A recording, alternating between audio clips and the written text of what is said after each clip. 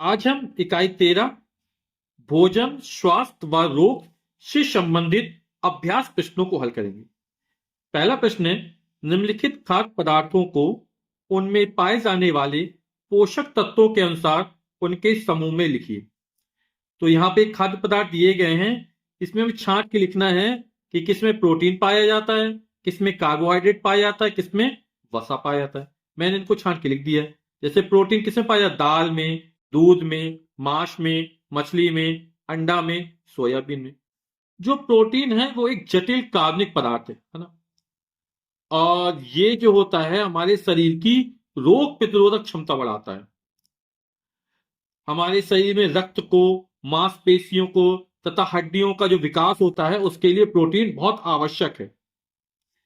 Carbohydrate, जितने भी मीठे पदार्थ होते हैं उन सब में कार्बोहाइड्रेट पाया जाता है, जैसे आलू, चावल, गन्ना, चीनी, चुकंदर। और कार्बोहाइड्रेट से हम क्या मिलती है? ऊर्जा मिलती है। वसा, जितने भी चिकने पदार्थ जैसे घी, तेल, इसमें वसा पाया जाता है ना। और वसा को जो शक्तिदायक ईंधन कहते हैं, है ना, इससे हमें जो ऊर्जा मिलती है वो बहुत ज्यादा मिलती है। लेकिन वसा का जो पाचन होता है वो सरलता से नहीं हो पाता है ना, इसलिए इसका कम सेवन करना चाहिए। प्रश्न संख्या 2 है, चित्र में दिए गए खाद्य पदार्थ पौधे का कौन सा भाग है, लिखिए। तो यहाँ पे आलू है, इसके हम तना वाले भाग को खाते हैं, तना हो गया।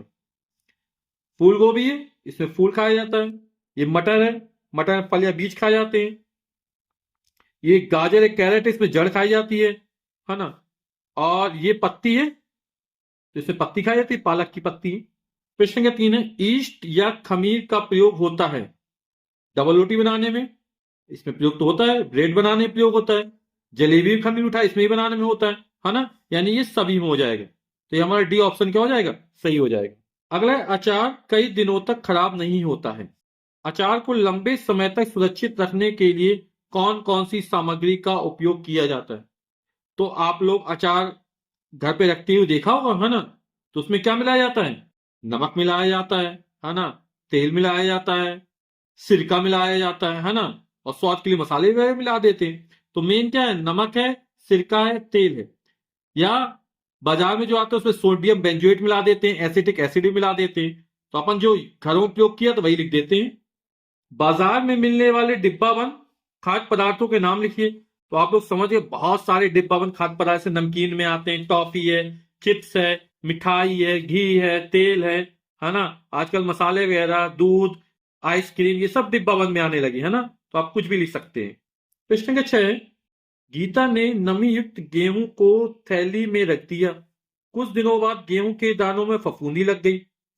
आपके अनुसार गेहूं को फफूंदी लगने से किस प्रकार बचाया जा सकता है? कथन 1, धूप में फैलाकर सुखाने से। तो बिल्कुल सही, धूप में फैलाकर सुखाएंगे तो नमी दूर हो जाएगी, तो फफूंदी नहीं लग पाएगी, क्योंकि फफूंदी का मतलब नमी वाले स्थानों पर लगती है। कथन 2, डिब्बे में रखकर।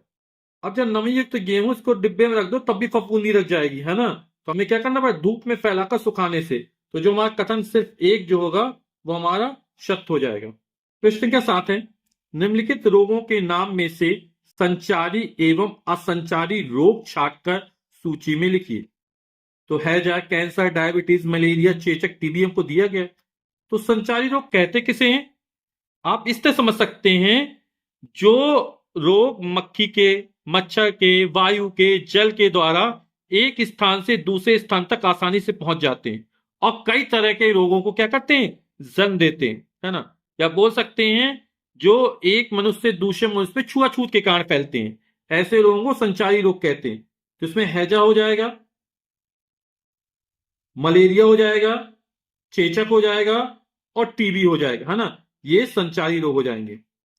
और कैंसर, डायबिटीज असंचारी रोग में आ जाएंगे। तो संचारी रोग मिल गए हैजा, चेचक, मलेरिया, टीबी। और संचारी रोग कैंसर और डायबिटीज। प्रश्न क्या 8 है, निम्नलिखित रोगों को उनके फैलने के माध्यम के अनुसार छांट कर निर्धारित स्थान पर लिखिए।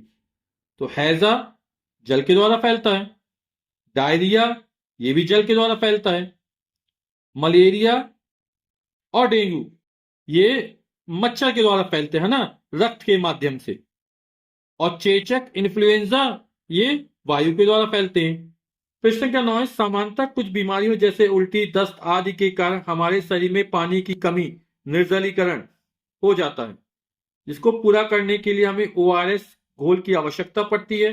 इस ओआरएस घोल को बनाने के लिए नीचे दिए गए पदार्थों में से उपयुक्त पदार्थों का चयन कीजिए। तो इसमें चीनी उपयुक्त पदार्थ है, नमक है और पानी है। अगला प्रश्न 10 है, कोरोना संक्रमण से बचाव के उपाय लिखिए। तो आप लोग अच्छे से जानते होंगे, है ना, कि इसमें सबसे पहला है सोशल डिस्टेंसिंग का पालन करना, यानी सामाजिक दूरी का पालन करना, है ना। हमको मास्क पहनना चाहिए, नियमित समय अंतराल पर अपने हाथ धोते रहने चाहिए, है ना।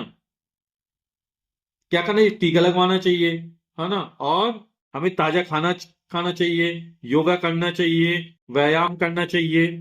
तो सामाजिक दूरी का पालन करना, मास्क पहनना, नियमित हाथ धोना, टीका लगवाना, योगा करना आदि। क्वेश्चन में क्या है, निम्नलिखित रोग के रोगाणुओं के नाम लिखिए। तो चेचक, जो चेचक होता है वो वेरियोला वायरस के कारण फैलता है। जुकाम जो होता है वो राइनो वायरस के कारण फैलता है।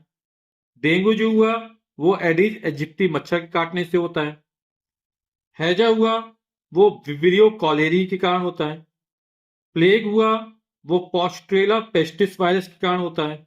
और कोरोना आप लोग जानते हैं अच्छे से, नोवल कोरोना वायरस के कारण होता है। तो चेचक ये वेरियोला वायरस रोगाणु कारण होता है।